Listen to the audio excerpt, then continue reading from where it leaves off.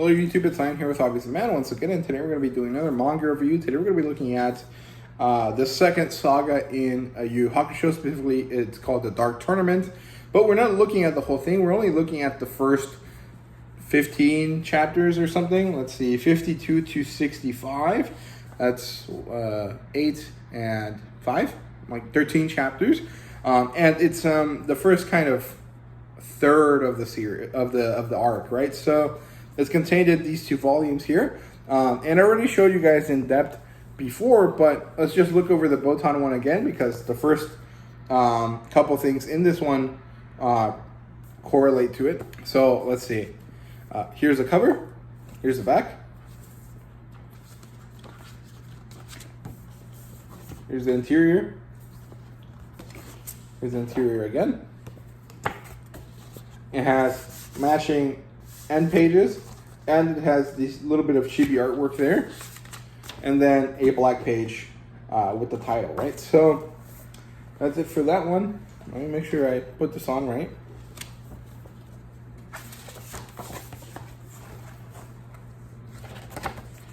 And the next one is number 6. This one has Hiei and Yukina, I think is her name, who is a ice lady, I think is what they're called. Here's the back of it, just Yukina on this one. This is more of an icy blue compared to the fourth one that also had Hiei on it, which was more of a royal dark blue, right? So that's interesting. I think this is because it's referencing Yukina a bit more than it is Hiei. Here's the interior page, and the little chibi artwork there. And there's the black page on the inside. So yeah, the premise of this part of the story is basically that there's this tournament that happens all the time, very often. And this time, Yusuke and Kawabara and Kuruma and Hiei have been invited as a way to basically kill them off. And they really can't refuse the invitation. So they go, they show up, and they are participants in the Dark Tournament. But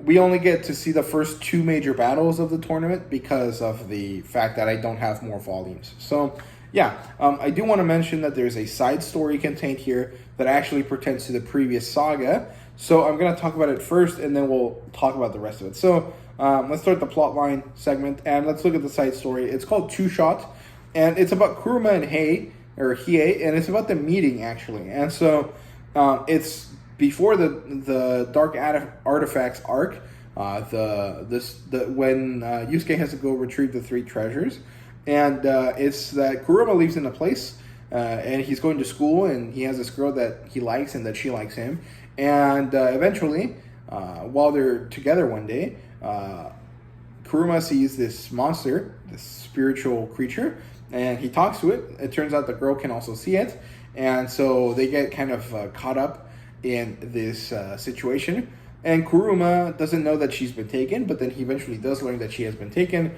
after Hiei confronts him and is like, hey man, I thought you were, you were working for this other guy. So they team up to take this guy out, and Hiei is looking for his sister Yukina, and Kuruma, of course, is looking to save the girl that he likes.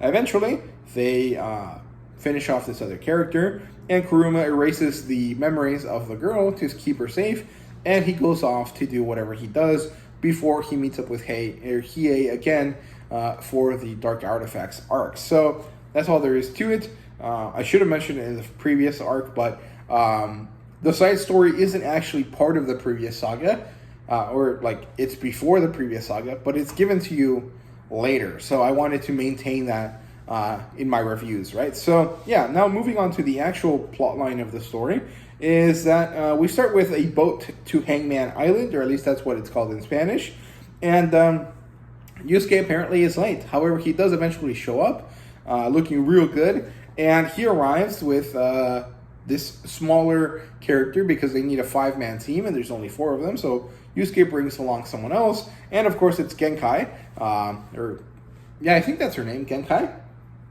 the master from the tournament arc that was previously mentioned in the other saga. So they get on the boat, and they actually, Yusuke is actually tested by Hiei, and Yusuke manages to win the little short bout. And so Hiei is like, watch out, I'll be coming for you eventually, right? So, yeah, they get on the boat, and that's actually their first test. They have to battle everyone else on the boat to see who decides to get on to move on to the Dark Tournament. And so Genkai actually shows up, and she manages to sweep everyone off the platform, and so Yusuke's team gets to move on. But all of the other characters are still there, so they have a big battle with them. It's mostly played for comedic effect, and it's not really important to the plot line overall, but eventually they do make it onto the island, and they're in their room, they're, separated, and they're doing their own thing, kind of chilling out before the beginning of the tournament, when they're actually tested by some of the opponents, right? Some of them just barge into the room and try to do, some scouting, but also some, psyching out. And it doesn't really work. No one's really intimidated, but it's kind of an interesting way of showing these characters off right before the start of the story, right? So, yeah, the battle begins. And we start off with Kazuma, or Kuwabara, versus Rinku. Kuwabara loses. Rinku is a little bit more powerful than expected. Then Kuruma faces off versus Roto, and I think Kuruma wins. Then Hiei versus Zeru, and I think Hiei wins, although he does it in a way that actually incapacitates him pretty severely. He calls on this dark spirit, which is actually like him controlling hellfire or something like that, and that's actually not really able to be done in the human world. And so it causes Hiei's arm to be lost to him. He has to do an exchange, and so he doesn't have the ability to use his left arm, I think, even though he still has it. So that's interesting. Then Yusuke battles Chu, and they win 3-1. And Chu's battle was actually pretty fun. It was interesting. They were really kind of being honorable guys the whole time, and it was pretty funny. It's kind of stupid to do that in a fight, but it works out for the shonen genre, right? Or the shonen demographic, sorry. I really hate when people say shonen is a genre, and I just did it, and I really hate myself right now. But it's just something that happens after you see everyone say it, even though you know it's not the case. It's really annoying, and I really hate it, but it is what it is. I didn't mean to call it a genre. It's a demographic, right? So, yeah. Then we get introduced to the next opponents, and it turns out that this whole early part of the arc was actually just to get to the top 8 different groups, and I think this is actually kind of a recurring thing. It's just pretty easy to only use 8 because it makes the battles interesting, but it's recurring too fast in this manga because the fight scenes are so short. So it's easy to notice the pattern. And the battle here is Team Yusuke, or Team Urameshi, versus Team Ichigaki. And Kazuma gets a premonition the day of the fight. And then Kuruma and Hei get attacked while they're off onto the side doing something else, in order to keep them away from the battle so that they can't join and actually tip the scales in their favor. So, then Yusuke and Ichigaki decide on a 3-on-3, and Yusuke, Kazuma, and Genkai are going to fight En, Ryo, and Kai. And it turns out that En, Ryo, and Kai are actually humans that have been experimented on and that are being controlled by Ichigaki in order to kind of create the ultimate weapon or something like that.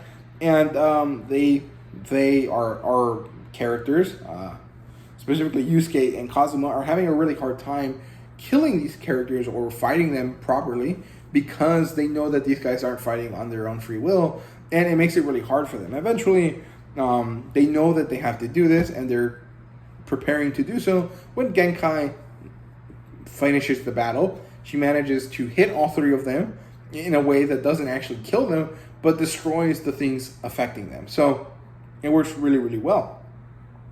And a few things happen, and then that's the end of what I'm going to be talking about today, because I don't really have anything else to talk about because I'm out of volume. So, yeah, in terms of characters, there's really no new important characters, but there's a few different fun ones, like Chu and Rinku. And, of course, Toguro shows up again, and he's pretty interesting. So, in terms of world building, apparently the tournament helps reduce criminal activity of monsters for a while. And it's basically all a setup to kill Yusuke and Kuwabara for being humans that dared to attack and beat these demon folk, or these, I don't know what they're called in English, like these spiritual criminals and stuff like that. And also to get rid of Kuruma and Hiei because they are siding with humans, and that's not allowed, right? So, yeah, we get a little bit more explanations about the spirit powers, specifically that Yusuke now has a power-up. He can use it more than one time. He can use it 4 times total. He manages to shoot 2 in a row, which is interesting. It's not supposed to be able to do that, but he manages to do it. He has the spirit gun, spirit shotgun, and spirit Gatling gun, I guess. He calls it like automatic, like in Spanish or something like that. So I don't know what to call it in English. So yeah, other than that, there really isn't too much going on. And also the demon powers are all pretty interesting and elemental, and they're varied, right? So there's ice people that have ice powers. There's people that have fire powers. There's people that have grass powers like Kuruma and stuff like that. So it's pretty interesting, but it's not really explained. Nothing really is explained. It doesn't really need to be because it's pretty clear and easy to understand, but it is something that is kind of lacking there in some parts. So yeah, in terms of art and fan service, the art style is really good. There's actually no fan service in this part of the story so far. So yeah, there really isn't too much else to say about that. So ratings wise, it's a 3.5 out of 5 for now, and it will probably rise up in my rankings later on, but for now it's a 3.5 just because it's a tournament arc, but I'm not really invested in any of the fights. Like I said, the fights happen too fast for my taste, and it doesn't really let you explore the emotional aspect of the fights, so it makes it kind of difficult to care about them all that much. And I'm also not really attached to any of the characters. Like, I like all of them, but I don't really, love them yet. Which is kind of weird because you're 60 chapters in. I should care a lot about your characters, but I don't. So, I don't know. Maybe this is a Togashi thing and I'm just not used to it. Or maybe, this series isn't just connecting with me the same way it connects with other people. I'm not sure. It's not like I dislike it. I'm definitely going to continue reading it and stuff like that, but it's just not hitting as much as I thought it would hit. And I do think that the Togura match versus Yusuke eventually is going to be pretty cool, so I'm looking forward to it. But yeah, there really isn't too much else to say, so I hope you guys liked the video. If you did, please like, subscribe, and comment down below, let me know what you thought. And thank you guys very much for watching. See you guys later.